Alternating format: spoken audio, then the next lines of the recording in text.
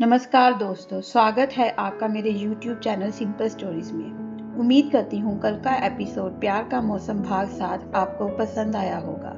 तो आज पेश करने जा रही हूँ आपके आगे प्यार का मौसम भाग 8। शाम हो चुकी थी और ठंड भी बढ़ने लगी थी। सोनिया ने कबर्ड में रखा अपना क्रीम कलर का स्वेटर निकाल लिया और पहनकर नीचे आ गई। दादी माँ पूजा घर में शाम की संध्या आरती कर रही थी। दादाजी हॉल में बैठकर टीवी पर न्यूज़ देख रहे थे, जिन्हें पूजा करते हुए दादी बीच बीच में टोक भी रही थी। आवाज़ कम कीजिए ना, पर दादाजी के कान पर जूं तक नहीं रेंगती। सोनिया ये नज़ारा देखकर मुस्कुरा उठी। हॉल से कुछ ही दूर बने डाइनिंग एरिया में रामू टेबल पर रखी प्लेट साफ करने लगा रहा था। उसका ध्यान टेबल पर कम और न्यूज़ पर ज्यादा था और उसी के हिसाब से उसके चेहरों के भाव भी बदल रहे थे।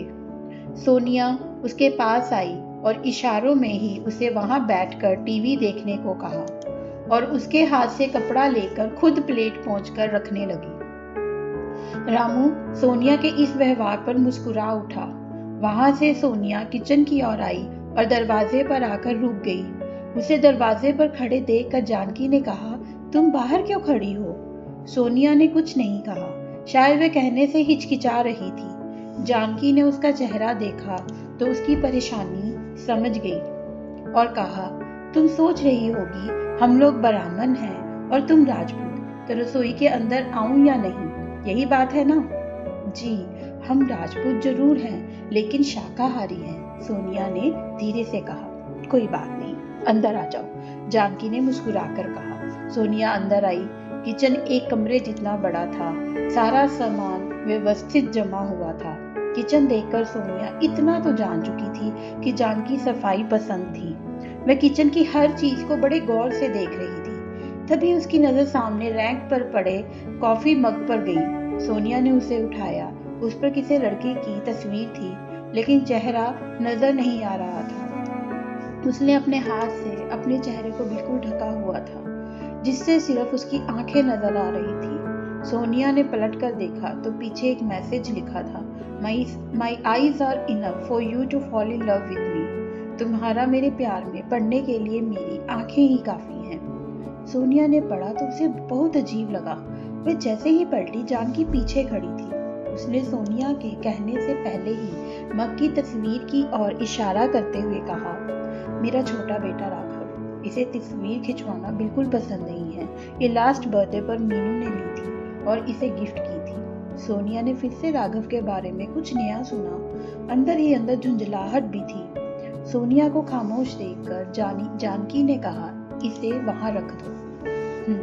कहकर सोनिया पलटी और हाथ को जोर से झटका, वैसे ही जैसे हम लोग किसी सामान को फेंकते हैं। लेकिन उसने मग फेंका नहीं, बल्कि वापस रख दिया।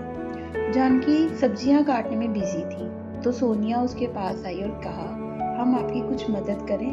नहीं बेटा, मैंने सब कर लिया है, बस दादाजी के लिए कुछ फीका बनाना है। तुम कुछ लोगी चाय कॉफी? जानकी ने कहा, नहीं आंटी, आपकी हेल्प करते तो हमें अच्छा लगता। वैसे भी जब से आए हैं तब से मेहमान जैसा महसूस कर रहे हैं। सोनिया ने मासूमियत से कहा, अच्छा तो ये बात है, फिर एक काम करो, वो वहाँ जो कच्चा नारियल रखा है उसके छोटे छोटे टुकड़े कर दो। राघव को नारियल की चटनी बहुत पसंद है, खुश हो जाएगा वो। जानकी ने सब्जियां बर्तन में डालते हुए कहा। सोनिया ने कहा और चाकू उठाकर नारियल की ओर बढ़ गई। उसने नारियल का टुकड़ा उठाया और उस पर ऐसे चाकू चलाया जैसे वो नारियल नहीं, राघव की गर्दन हो।